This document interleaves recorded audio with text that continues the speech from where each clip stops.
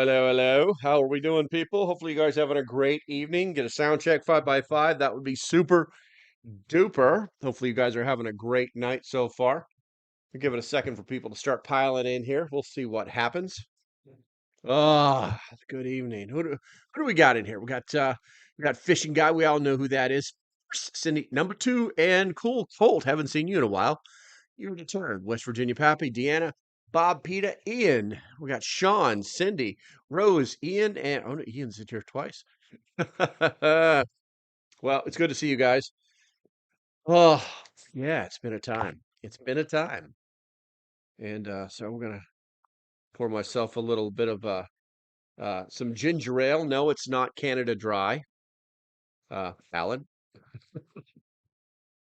Let's see, what are we just trying to stay warm and dry. I believe it.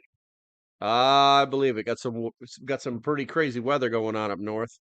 And apparently it's just going to get worse. It's just going to get worse. All right, let's see. Oh, that's good stuff. That's good stuff right there. Oh, you know what this is for. Everybody make sure you guys give Ian a good thumbs up. Trying to bring out the grand poobah preparedness. It's always trying to start something. All right, let's see here. What about the apple brandy? Nope, not tonight. Not tonight. I reserve that for the Friday mornings. No, no apple brandy today. Kind of cutting back from that. Kind of cutting back for that. Let's see here. Greetings from Louisiana. KP Heathen. Oh, we've talked to you. You've been here before. I remember you. KP Heathen. Gotcha. All right. So looks like we've got enough people in here to go ahead and get started. The question in the poll is which 2025 indicator worries you most? We got debt reaching 34 trillion. We got tariffs. They're driving 3% of inflation. We've got unemployment rising to 4.5, and the yield curve re-inverting, which could be quite dangerous, actually. Let's see. The weather is not just in the north, hitting central Indiana as well. I gotcha. Damn, Skippy, I'm just the agitator. So we're gonna see how this works out. I'm trying some newer things. I'm trying to do maybe kind of an informational video during the day. Obviously, I'm making other videos, and then I'm also trying to do these live streams from time to time that are like this. And I think we're just going to be just calling them what they are, trying to stay away from the fear porn and just try to educate people. Because let's face it, a lot of people don't know what the hell is going on. If you truly understand what's going on in our economy right now, put a number two in the chat. If you're like, God, make it all stop, put a number one in the chat. See, let's see where people really do. Let's see where people really have their brain housing groups wrapped around these things, because we're going to talk about five things tonight that are basically like re- some pretty serious economic issues, but they're all things that we kind of know. We know that it's happening. It's like the pain.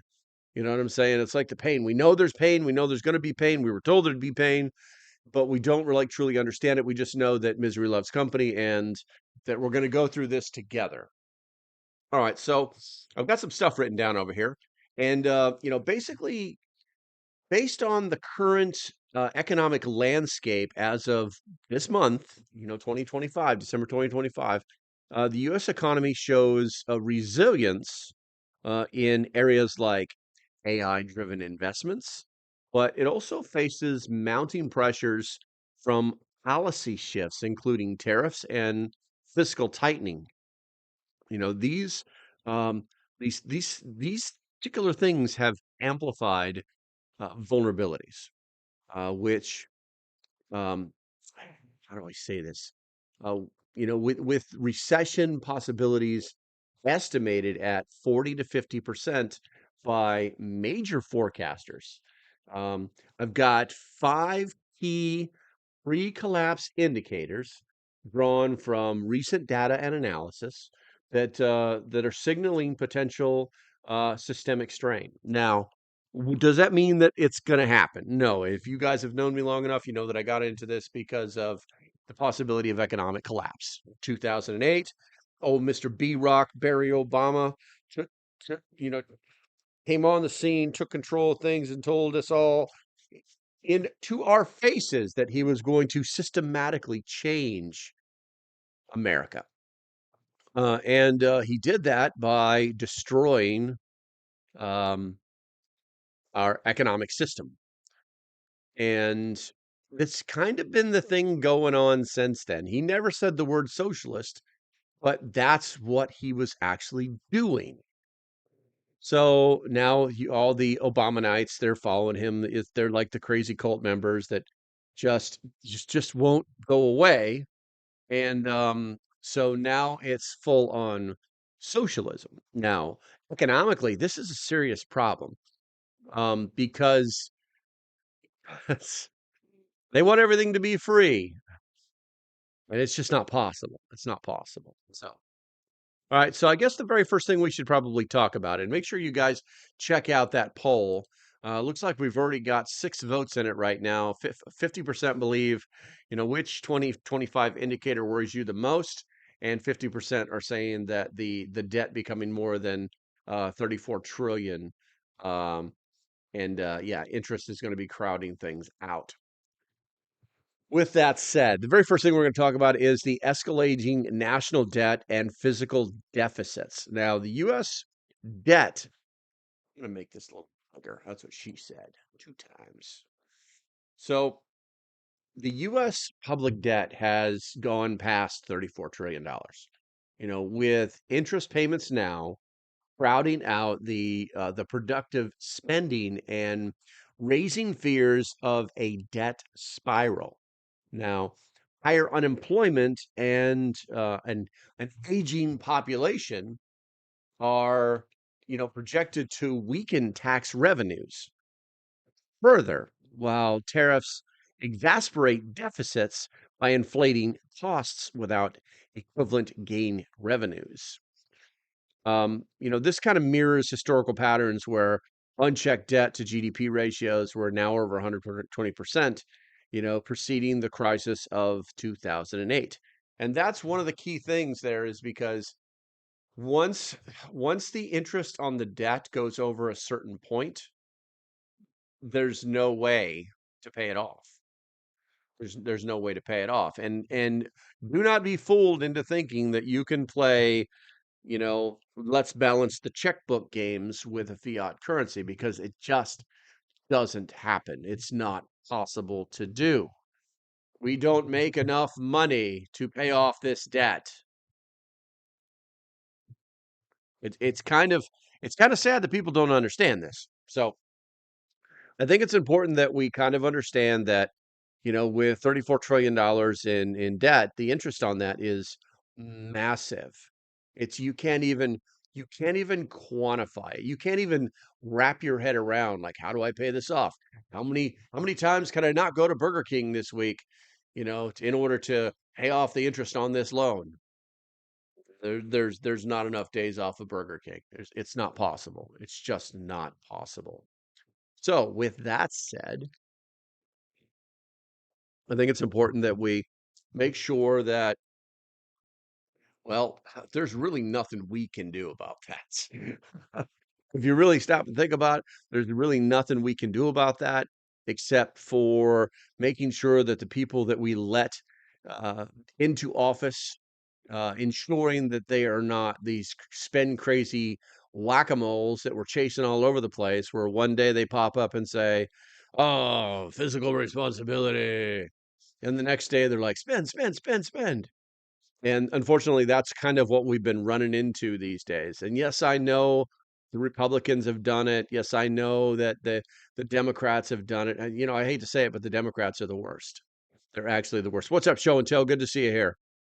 Um, they this is right up there with the whole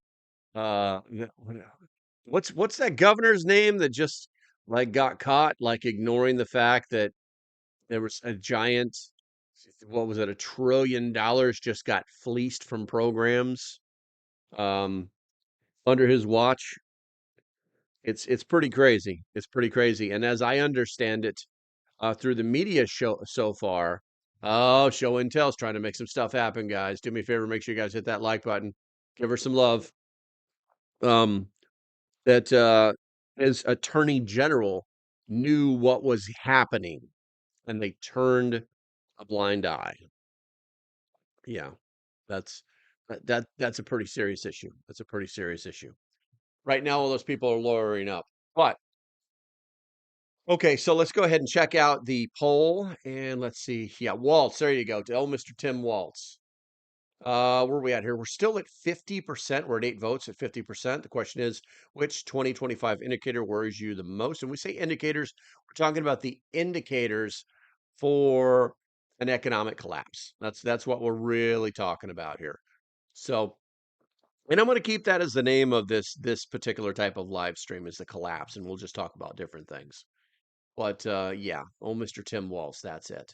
And currently, well, we got 9 votes. 56% believe that the debt being greater than $34 trillion, and that interest that will come right on. Lamb's like, good to see you. Good to see you, my friend. Good to see you. You're not too late. You're not too late, bro. We're only on number 205. All right, so number 2, persistent above target inflation driven by tariffs. The headline CPI has risen to 3.0% year over year in late 2025. It's been fueled by a ninefold increase in effective tariff rates. We've all heard about this on the news, going from 2.4% to over 17%, which directly hikes production and consumer costs. This is combined with supply shortages from immigration curbs, this stagflation risk, where inflation lingers above the Fed's 2% target into 2026. Erodes purchasing power and could force aggravative rate hikes, stifling growth. Some of this stuff is really deep into the woods, or getting deep into the woods, should I say. And most people can't wrap their heads around it, and that's okay because I only understand about 95% of it. But what it's basically saying is that the targeted inflation is being driven by tariffs. Now, the cost of things, basically, the cost of things are going up because of the tariffs that are being levied on these countries for those particular products. Um, they will lose. They can't win. The foreign countries cannot win because they're fighting from the position of, we have all the products, you have to buy them from us. And we're working from the position of, we buy all your products. If you don't make them at a reasonable price and sell them to us at a reasonable price, then we will stop buying from you. And obviously, the overall goal is for us to make our own stuff. There's no tariffs if you make stuff here in America. If we start making cell phones in America, there's no tariffs. If we start making canned soda here in America, there's no tariffs. Oh, we do that already. That's right.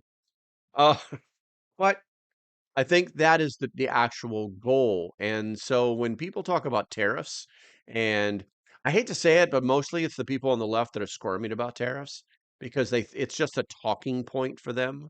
They're just mad because, well, think the prices of things are going up. It's kind of like your dad and mama said, "Hey, listen, this guy potential. I really don't like him.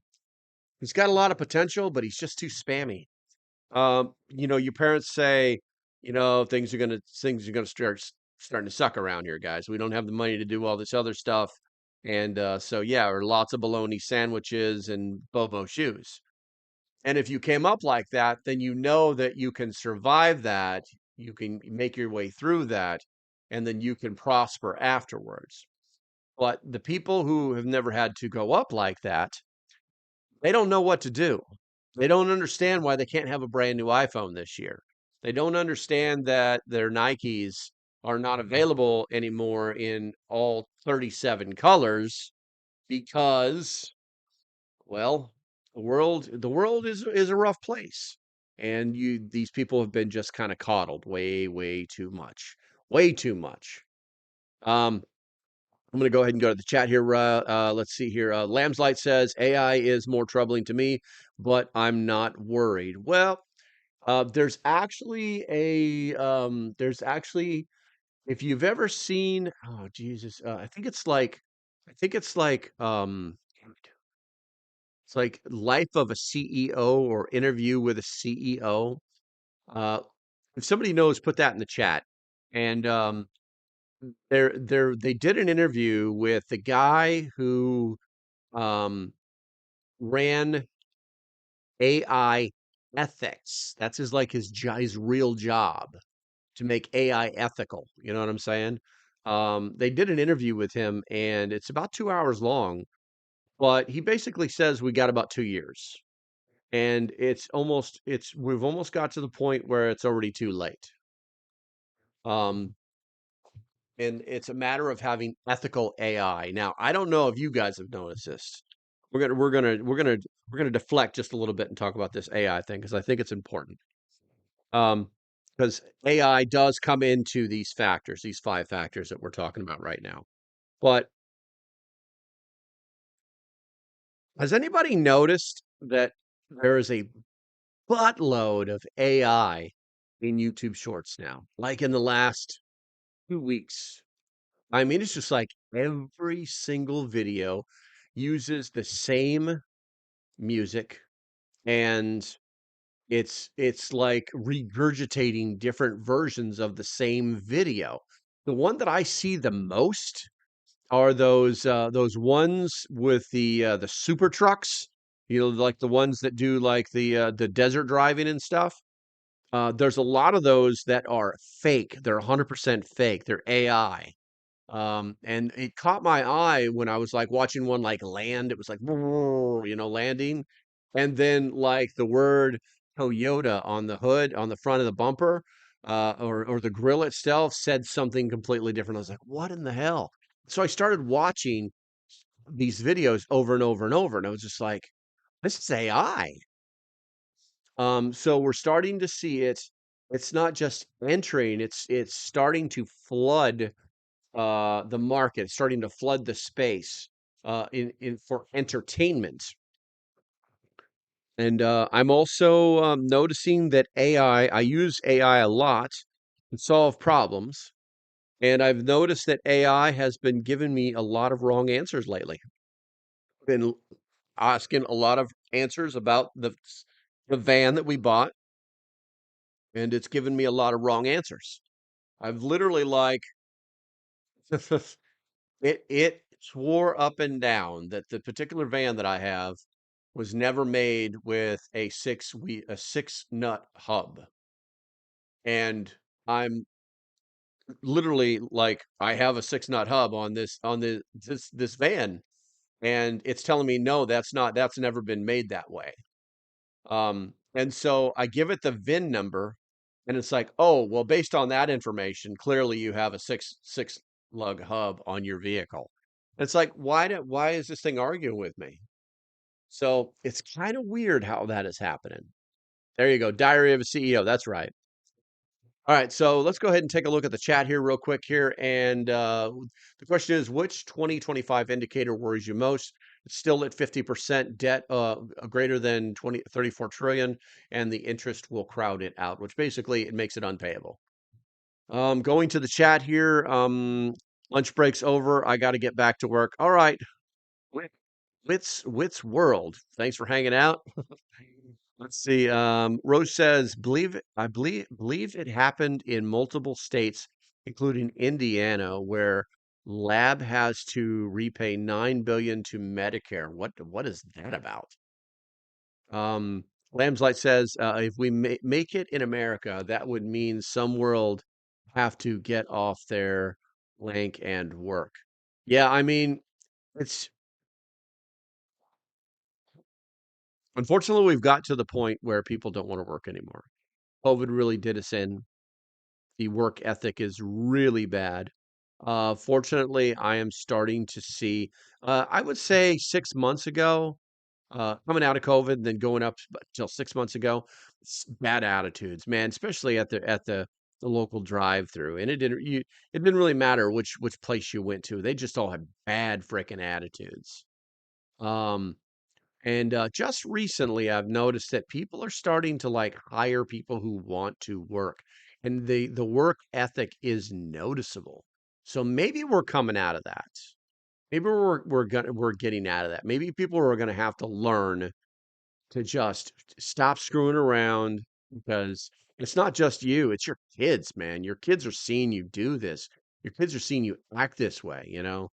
And yeah, I think it's good. I think it's good. Let's see here. Lambslight says yes, and Rose says too many videos are AI. Lambslight says, last night I thought about a scenario where what if my life depended on proving something, but it was impossible because no one believed my proof was real. I know. Wow. Yeah. That's crazy, man. Save them books. Save them old encyclopedias. Rose says, they're not even training the correct pronunciation of words. Example, 1980s was spoken with 1,980 seconds. I don't know what that means, Rose. I don't know I'm sure it means something, but I don't know what that means. Cindy says, employers giving bonuses for people showing up on time for work and working a full week.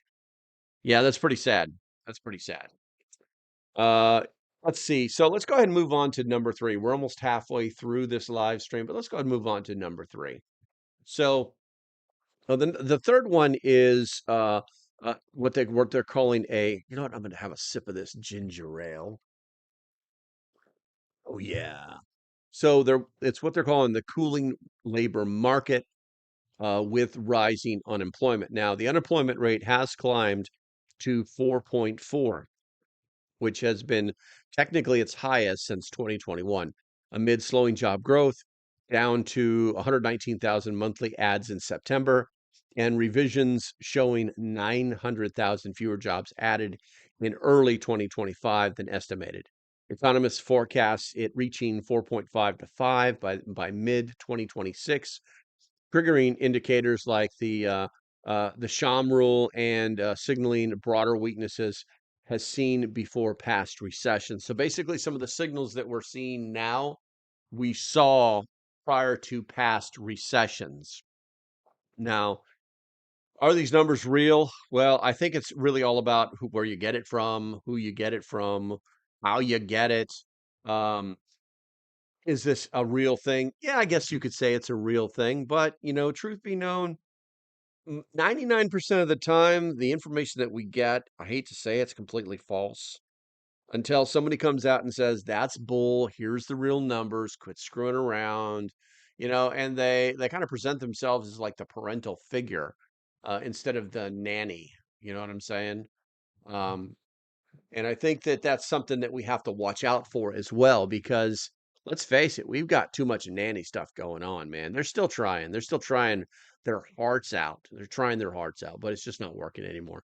People have kind of gotten tired of the shit. They've just got tired of, the nanny state and people acting a certain way. And it's just not good it's not healthy. I mean, psychologically, it's not healthy. Physically, it's not healthy. Healthy, it's actually leading to people just kind of being lazy and laying around. Uh, you know, economically, it's not healthy because if there's not no if you didn't make any money, then you can't spend any money, and the economy is going to get hurt. It's that's kind of like how things work. So let's see here. Lambslight says, my checkout young girl didn't know what it was when I laid down two rolls of quarters to pay for my food. Wow. Yeah, that's crazy. That's crazy. You would think you would think that, with the penny being not a real thing anymore, and I mean, unless you want to spend it or collect it or do something with it. You know what I'm saying? That she would have understood what a couple of you know, by the way, that's $10.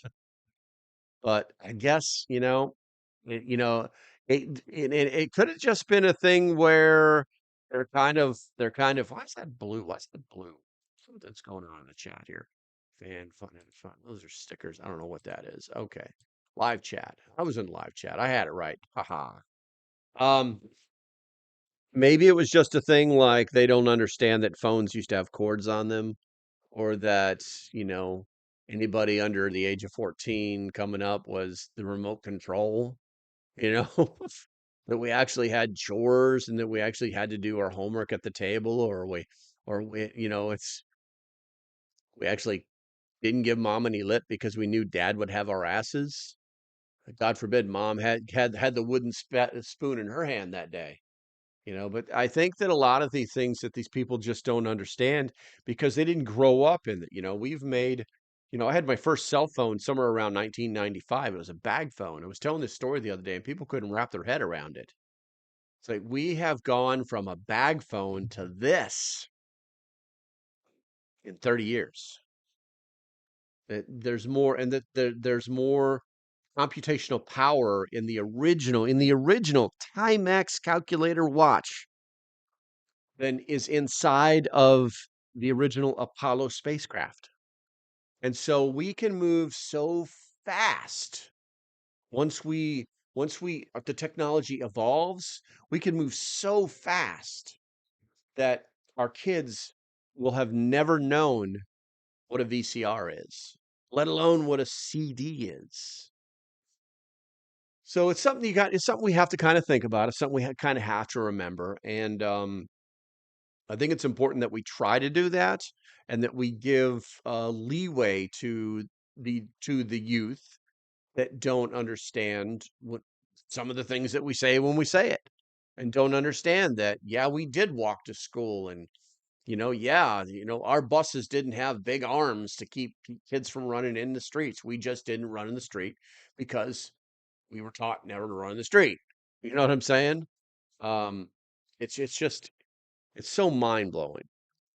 Let's see here. Lambslight said, I have lived through no phone to phone with a long cord to bag phone to phone in my hand. I don't know about that no phone thing. I'm not that old. We always had a phone. I think the true advancement in the home phone was the 34 extent foot extension cord that you could buy for those things, and how the kids could actually talk on the phones in their bedrooms. And you had it made when you had a phone upstairs and a phone downstairs, or possibly even two lines. Yeah. Mom Bell had you back then, didn't they? Okay, so let's see. We've reached the middle part. We've reached the middle part of this particular live stream. I gotta find something to push. We're gonna push this right here. Love the long cord. Went to my bedroom. There you go. There you go. All right, guys, let's go ahead and do me a favor. If you love your country, put a one in the chat. America. I'm gonna drink some of this ginger ale. I'm gonna talk some smack, and you know I gotta pay those bills. Best company to help out people when they're paying those bills. Refuge Medical. Refuge Medical, guys. It's just, you've heard me say it before. I love saying it out loud. It's a 100% American company from the beginning to the end. All of the equipment that they use, made in America. All of the fabric that they use, made in America. All the people that do all the business, made in America. All those people they sell to, made in America. It's like the ultimate 100% American company.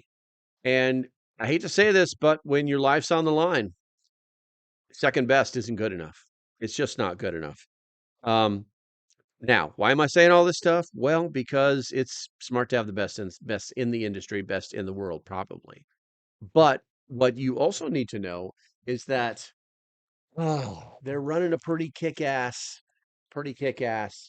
Cyber Monday program.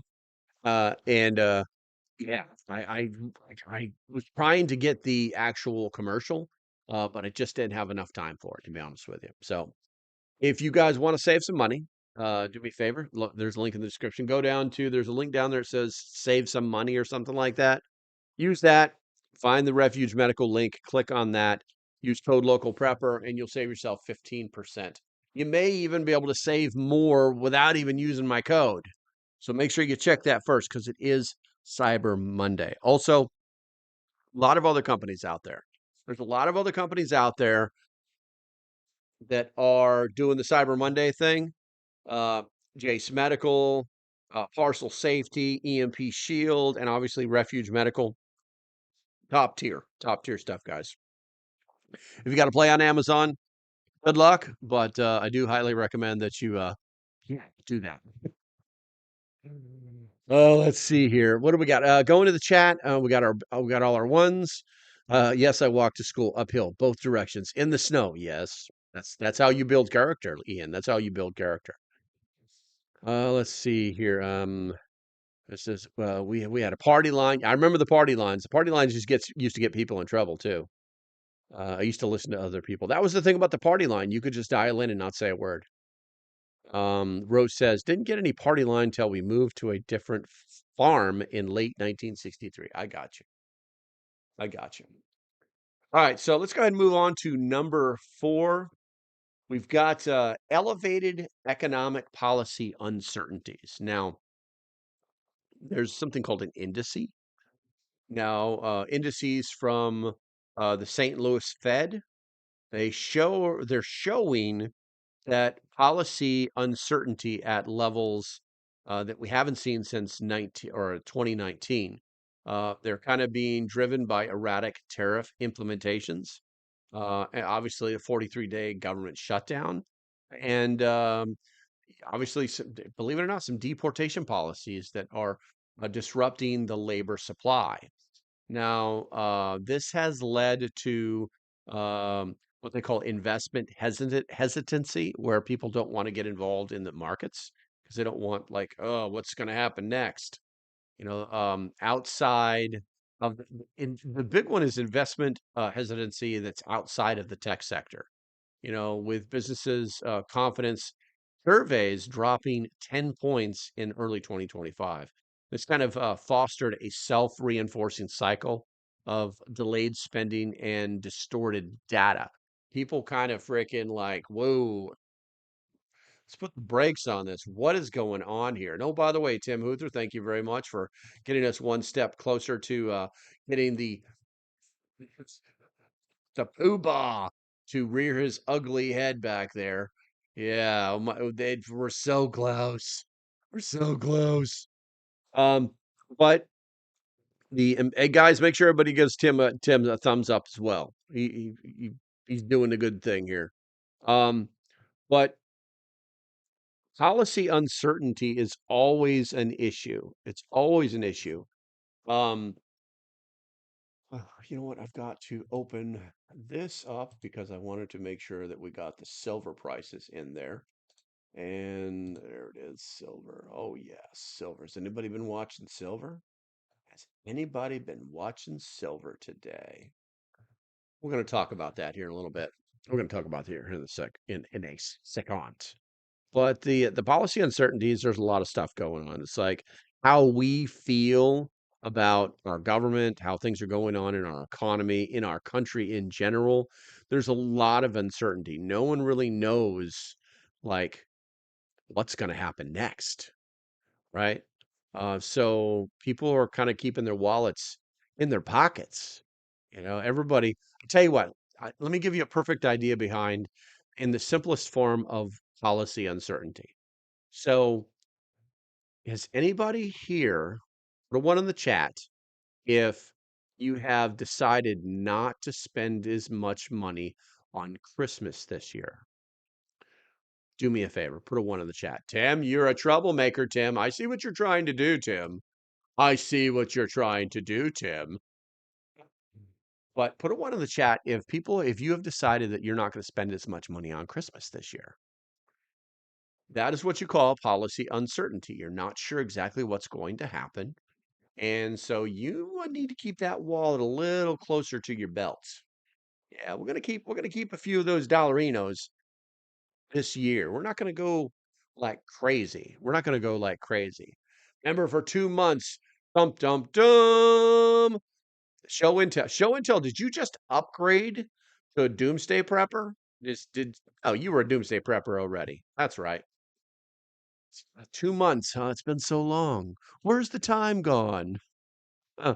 Congratulations, everybody. Make sure you give Show and Tell a thumbs up or congratulations for being a doomsday prepper for 2 months. But I do love when that happens. That's interesting. I wonder if like it's a timing issue or something. You know what I'm saying? Oh, oh, wait a minute. Tim, did you put us over the top? Oh, I see. I didn't think, I thought I had a couple more. Damn. Thought I had a couple more. All right. Here we go.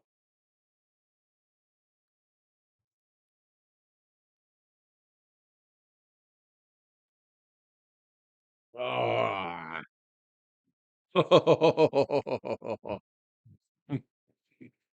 Look at Alan. Well done, Tim. Do I need to have a different voice when I wear this thing too? Do I need to speak like a I don't even, what's a Norwegian sound like? All I can envision is like the Swedish chef. That's all I can envision. Let's see, is this thing it's got a funny bump in it right there. Anywho, let's see here. Lamb's Light says, I have another take on that spending. This could be our last Christmas. So I'm not really cutting spending, but I don't spend a whole lot anyway. Aha, there we go. There we go. We need a new goal. What what would you have me do, sire? A Viking bling. Like I should have like an extra like a Viking chain if we get to 10 or something. Is that the deal? Should I be wearing a suit of armor? Ah, that's funny. Okay, so now that that's been explained, let's go ahead and move on to number 5. All right, so it's something called reemerging yield curves, or should I say it's what they call a yield curve inversion, and this actually slows down GDP growth. You need a long flowing robe. I see. I see. I do have a smoking jacket, but that was for another video that never got made. I need a long flowing jacket, like a Gandalf garb. It's trying to make me feel like I'm in a cult or something. But the inverted yield curve is a pretty serious thing, you know. Some braid in the beards. LP has a delay. Blah, ha, ha. What's this delay you speak of? What is going on here? That doesn't look that bad. Refresh. Just refresh. When in doubt, refresh. Okay, so we're gonna close that out. Anyway, let's talk about that inverted yield curve. So, parts of the yield curve, basically the 10-year and the 3-month for the 3-month treasuries, uh, they have reinverted as of Q1 2025. Now, a classic recession, or should I say the classic recession harbinger that previously signaled downturns with high, action, high accuracy, actually, coupled with GDP growth projected to decelerate to 1.9% in 2025 and from 2.4% in 2024 due to tariff shocks and fiscal drag. This points to a subpar expansion, vulnerable to external shocks like trade wars. So basically, the inverted yield curve is vulnerable to all of the shocks from the tariff world. Did you speak of Niva? I don't know what that is. Lamblight says, this reminds me of when Johnny Carson needed to wear something like that. I think you're right. I think he did. I can't remember. I'm not that old, but I think he did there was like some kind of skit where he had to wear something like this. But yeah, and those are the five major things. Those are the five major things. Now, let's go to the poll, and the poll says we're at 12 votes. We're still holding heavy at 50% or holding strong at 50%. As the question is, what 2025 indicator worries you the most? and obviously debt greater than 34 trillion, you know? So I love that. It's like me yelling, "No!" Karnak. I don't know what Karnak is. Do I gotta look up Karnak? Karnak. Karnak. Let's see what is Karnak? What are you doing? Karnak. The Karnak Temple Complex, known as Karnak. That's weird. That's in Egypt. I don't know what Karnak is. Oh, Carson's character. Okay. Johnny Carson's character. Let's see what it says here. Oh yeah, he had the freaking yeah, you know what? Here, we'll just push this button right here. I think this is there you go. That was his character, Karnak. Let's see here. All right, so anyway, I wanted to show you guys what was going on. The markets have been doing weird things, but precious metals have been doing even weirder things, guys. Weirder things. Today, silver got to almost $60 an ounce. Mm-mm-mm. When I bought my silver, it was $17 an ounce. Yeah, silver's doing some very, very weird things. Now, this is obviously we're going to 5 o'clock, and now from this point on right here, this is all from here to here. This is all aftermarket, but it's just gone back down to where it started from. I think 12, 11, 12, 1, 10. We got to get to 9 a.m. So there we go, right there. So that was the start. Now it's dropped down to here, but it's still only like a couple of bucks. Guys, I would be paying attention. I'm not. I wish I'm a poor man buyer for precious metals, but the truth is that there's money to be made. There's a game. If something were to go down, the truth is that when it's done, the people that are holding all the assets, they're going to be the people who get to make the rules. And that's just the truth. That's just the truth. All right, so now we've looked at the silver. Hopefully everything on the screen comes back. There we go. Tim says, I was buying silver at $23. How long do you think till it bursts? I don't know. Looking at those numbers, it's just like it keeps playing these ups and downs, ups and downs. I mean, no one's making, unless you own a buttload of silver, no one's really making any money trading silver right now. But watching it go up like that is freaking amazing. Where's the 5 day? Let me see here. All right, let's go back to that. Let me show you something. So we were just looking at the 1 day average, right? So this just looks like whatever, mate. You're right. Look at the 5 day average. Holy shnikes. What the hell happened on November 26th? Was there a significant event on November 26th, guys? Put it in the comments. 1 month ago. Boom. Now the numbers are getting crazy. Oh my God, 47 to 57. Jesus, that is what? What's that? What's that? 400% increase. 6 months climbing. Let's go. Don't go year to date. Let's go 1 year. So basically, since El Presidente, Captain Red Tie took over, look at what silver is doing. Freaking amazing. Amazing balls. Let's go with all. See what that looks like. And this is 2010.